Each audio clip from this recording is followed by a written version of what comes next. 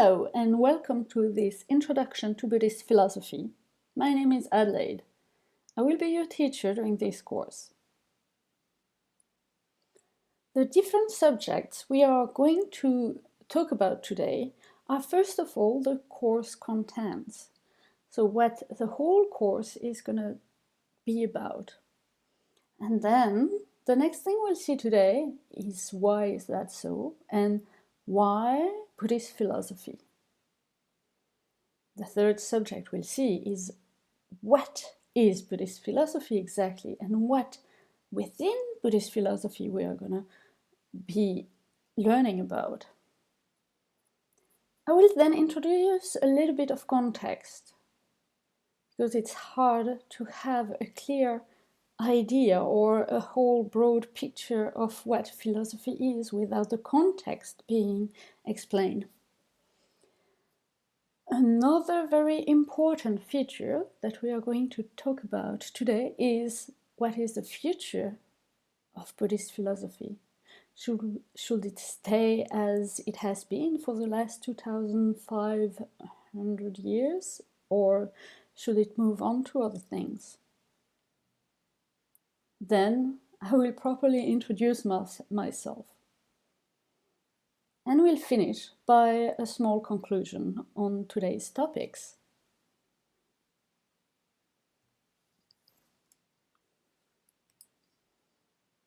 So this whole course is going to be talking about motivation, because motivation, according to Buddhist tenets, is the most important thought transformation tool you can find. Then we'll talk about emptiness. And here there are different philosophical views we'll learn about, and we'll see what emptiness means to each of them.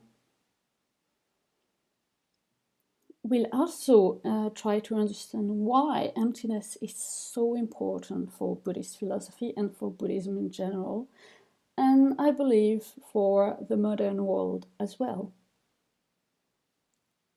The next subject we'll see together is method, and method is used in a Buddhist context to refer to love, compassion, and other of these kind of practices.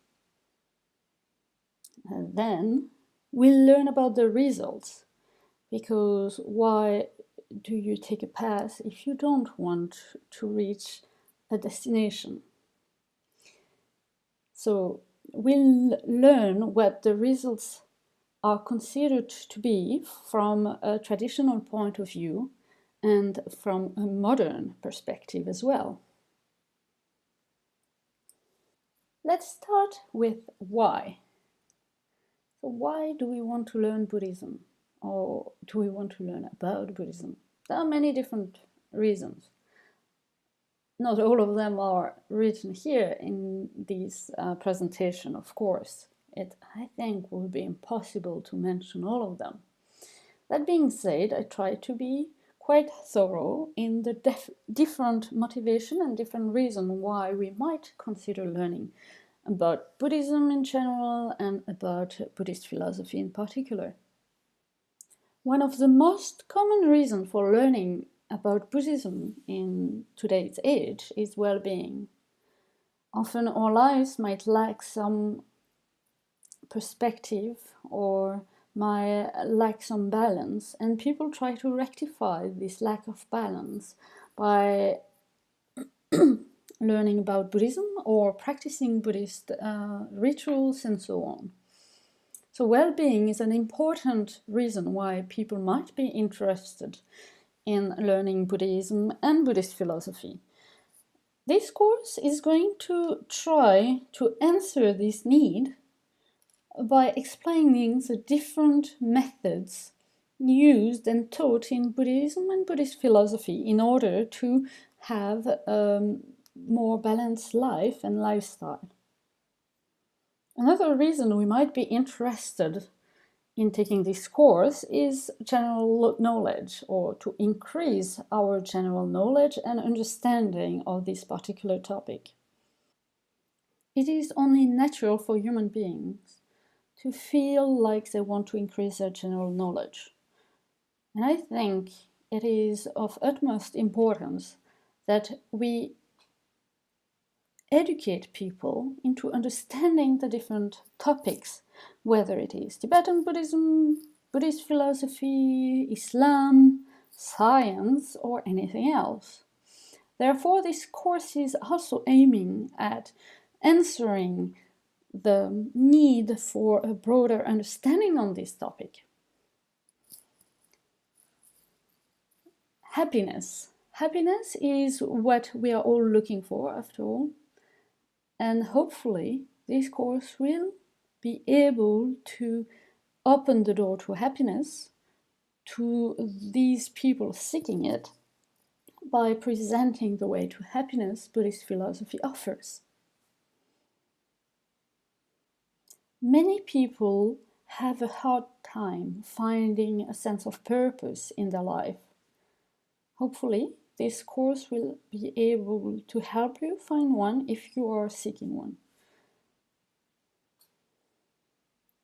And finally, I've listed here society, because Buddhist philosophy is not about oneself, but I believe it is about the whole of human society, and even goes beyond that to the whole planet and its welfare. So seeing that we have all these reasons to learn about Buddhist philosophy in this day and age, we might ask, what is Buddhist philosophy? Is it a religion? Because Buddhism is a religion. Is it a philosophy? And why don't we teach Buddhist philosophy in mainstream philosophical courses? Or is it a lifestyle? Well, things are difficult to define. Oftentimes, everyone has a different understanding of what these things are, and it's difficult to come to an agreed upon definition. For example, religion. What is religion? There are many people who try to answer this by looking at the etymology of the word religion. It comes from Latin, religio, etc. And it's supposed to mean that it links human beings together, or that is one interpretation of it. There are two different religions in this world. I believe Buddhism is a religion because it falls into one of the two divisions of religion. So the two common divisions of religions are one, a theist religion, and a non-theist religion. And theist religion can be named quite easily. They are the most common one, like Islam, Christianity, and so on. And non-theist religion are not as many. There are the Jain religion in India, and Buddhism. They are non-theist because they don't believe in a creator God.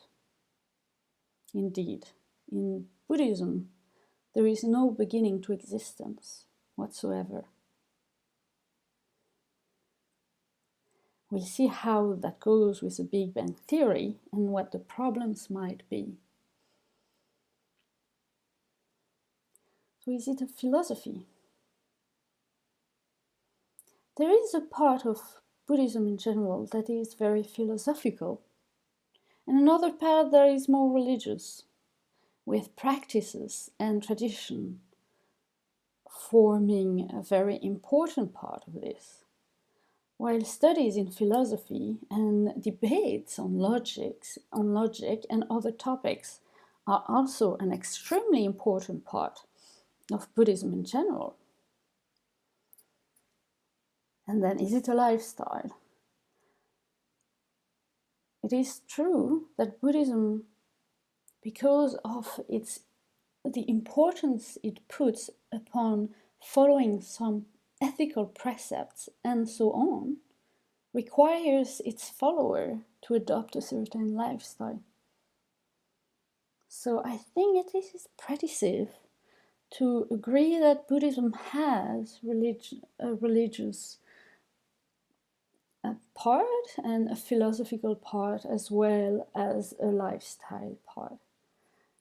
It is based upon these things, which are sometimes quite hard to separate.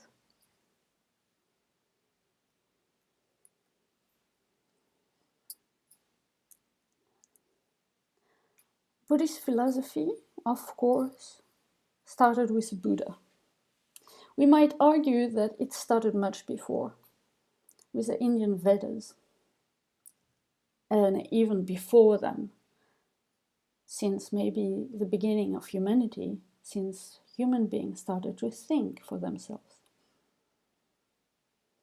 If you are interested in science, maybe this came with the human beings' extremely sophisticated neocortex and its abilities. That being said, it is difficult in general to find a beginning to anything and to pinpoint it. But as Buddhism doesn't even believe in a beginning, I think it will be even harder to pinpoint at the beginning of Buddhism. So Buddha, who was a Buddha? Buddha lived, we don't actually really know, somewhat around 2,500 years ago. I do not believe that years are very important, but usually there are different traditions of Buddhism, whether it be from Thailand or from China, Japan, Tibet, and so on. And many of these different regions actually counted different years since the birth of the Buddha. So according to Buddhist canons and texts, the Buddha was born a prince around 2,500 years ago, because he grew disenchanted with his lifestyle of riches and satisfaction. he left the palace in search of truth and happiness. And he became a sannyasi, which is a kind of mendicant, religious mendicant, in search of truth, and he wouldn't eat for a while, he didn't drink, he fasted, and he couldn't find the truth he was looking for a long time. So it is said that he reached what Buddhists call enlightenment, not only truth-finding, but perfect happiness, in a place called Bodh Gaya in India. That is when maybe Buddhism was born, officially at least, because he started to teach what he had found.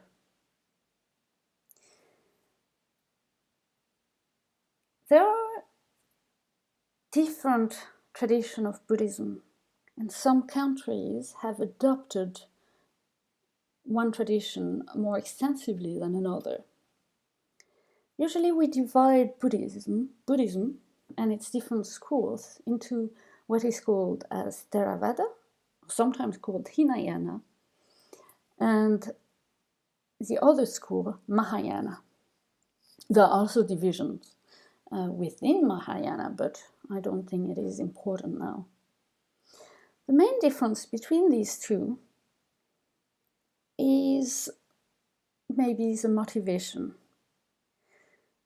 Indeed, Theravada often accentuate the motivation to find liberation for oneself, while Mahayana accentuate the need to find liberation and full enlightenment for the benefit of every sentient being. We'll come to what enlightenment really means, but it will take some time.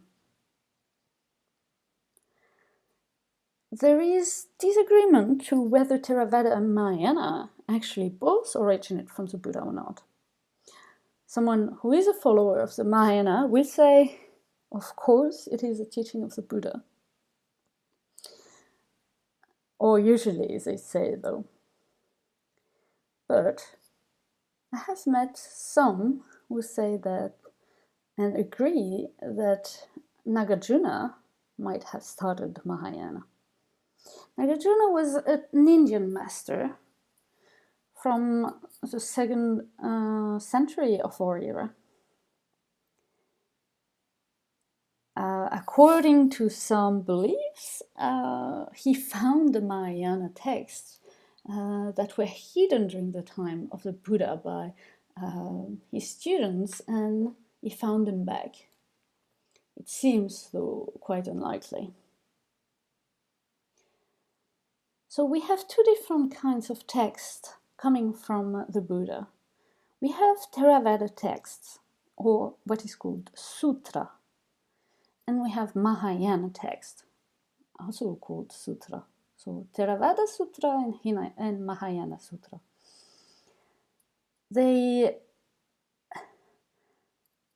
To the people who say that Mahayana wasn't existing at the time of the Buddha, there are some Theravada sutras that actually mention Mahayana, but it is not very clear to what it refers to.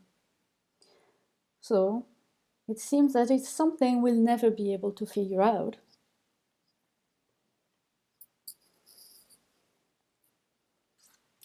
This course will try to focus on Mahayana because the text of Nagarjuna and his followers are based on Mahayana,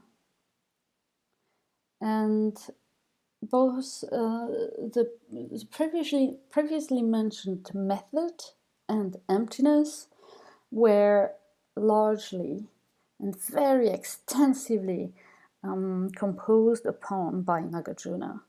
And it is such interesting, these two are actually such interesting topics, and Nagarjuna's work is quite difficult to understand, but also groundbreaking when you look at other previous texts.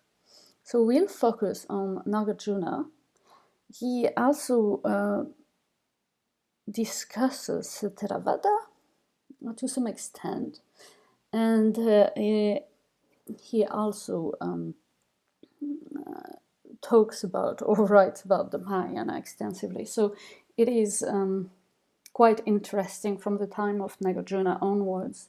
Nagarjuna and his followers were very prolific authors, and that is what, for example, the Tibetan tradition is based upon. It is Nagarjuna and his followers to a very large extent. So we'll focus on Nagarjuna, we'll see the Theravada and the Mahayana philosophy.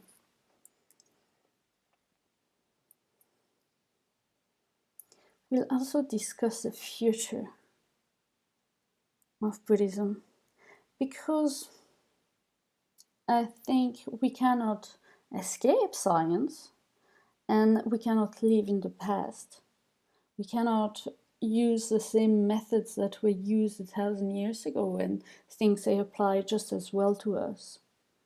We live in a different world. There is almost nothing similar in today's world than the world 1,000 or 2,000 years ago. So we need to adapt. So I will try to always mention science and scientific theories or possible explanations along with Buddhist philosophy. And we'll also discuss, hopefully, quite a lot, and I hope to set up chats and forums on this to discuss what is not so relevant to today's world in Buddhism and Buddhist philosophy, and what is highly relevant, and what could be the benefits or the negative points in adopting some of the practices and so on found in Buddhism and Buddhist philosophy. So the future of Buddhism is a very controversial topic among Buddhists. So now I can present myself, I think. You might have been wondering for a while who I was. So, as I wrote on the first slide, my name is Adelaide Foster. I'm originally from Switzerland. I've been interested in Buddhism since I was 11 years old. When I was 18, I traveled for the first time to India, where I stayed a few months. And then, at age 22, I moved to India, where I lived for 13 years. I became a Buddhist nun there, and I studied in Tibetan monasteries. I studied Tibetan Buddhist rituals, but mostly Tibetan Buddhist philosophy. I did all this in Tibetan. So I was lucky enough to have received a lot of teachings by the Dalai Lama, by what is called Geshe. And a Geshe is the equivalent to a PhD in Buddhist philosophy according to Tibetan academics. And I've also studied under Lama Zopa Rinpoche, and I think these three influences have constructed the person I am today. And what is actually very interesting is the very distinct approach these three influences have towards Buddhism and Buddhist philosophy. I think the Dalai Lama incarnates the will to change and to adapt Buddhism to modernity to a certain extent, while keeping a traditional approach or a traditional background for the preservation of Tibetan culture. These Tibetan Geshe, though, are often not so motivated into keeping the traditional approach and culture, even so they are often Tibetan. So I've had a very strong influence, very strong ideas and very interesting conversation with many Geshes about science, about many different topics within science, about philosophy, about Tibetan history to some extent, or the Tibetan version of Buddhist history versus what we actually know. So Tibetan Geshes have been a very strong influence to me. And then Lama Zopa Rinpoche is, maybe you've heard of him, he's Buddhist practice incarnate. He is an amazing meditation master. And in 13 years in India, I've never met anyone with the same approach or with as strong as commitment as Lama Zopa Rinpoche demonstrates towards the well-being of others by teaching Buddhism and Buddhist meditation.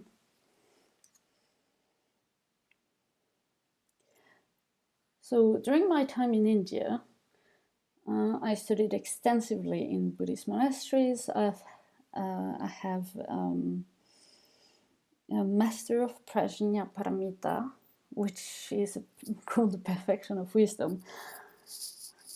It doesn't mean I am a master of perfection of wisdom, but I have a diploma saying that I have received the title.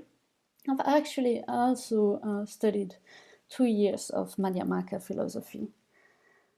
So I completed 10 years of formal studies of philosophy in Tibetan only.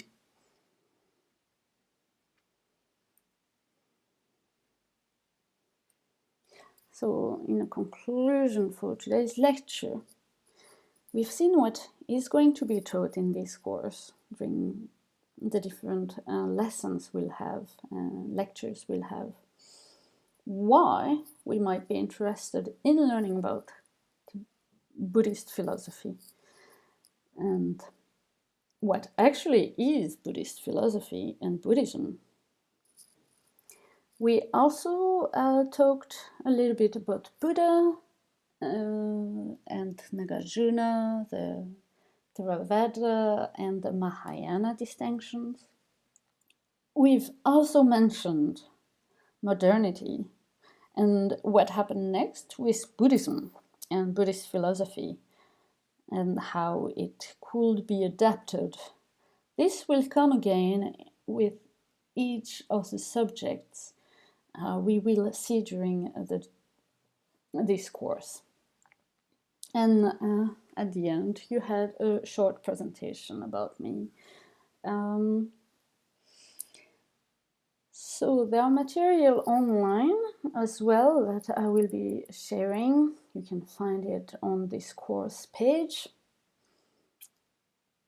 And I hope you've enjoyed this first course, this first lecture, and I hope to see you again for the second lecture. Let me know if you have any questions. I'll try to answer every one of them. Just post them on this page and I reply to as much as possible. No, I reply to all of them, but to the best of my knowledge. So I'll try to reply as well as possible. If I'm not able to answer a specific question, I will ask advice from masters, Tibetan masters that I'm in contact with, for instance, and I will try to benefit you if possible. So it was a pleasure to have you here, and I hope to see you in the next lecture. Have a good day.